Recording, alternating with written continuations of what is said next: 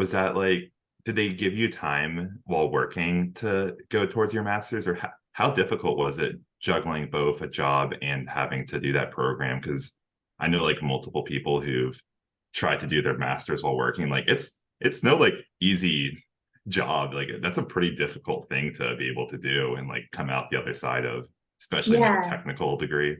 So I just took one class at a time. And mine was online. So if you're doing an online program, and it was like we didn't have class at a certain time, you did everything like kind of on your own. So because I didn't have a specific class time and everything was online, we didn't get I didn't get time to do it.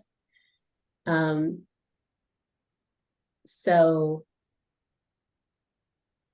it was kind of hard to like juggle being in class and working and like just managing my day-to-day life.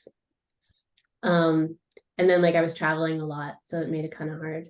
I do remember we had a professor say, um, everybody has internet access, so I don't accept the excuse of you're on travel for work or whatever to not do your job. And I actually had to respond to him that I was going to be underway in a submarine for 5 days. So I The think it Wi-Fi is not was. great There's there. no internet either.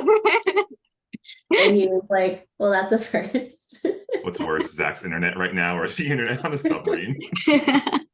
But I mean, I think that was the only time that I ever really struggled with like trying to do my classwork and my job. But there were some times that like I took the afternoon off to like finish a project or something like that. But I don't remember it ever being like untenable. It was just time management.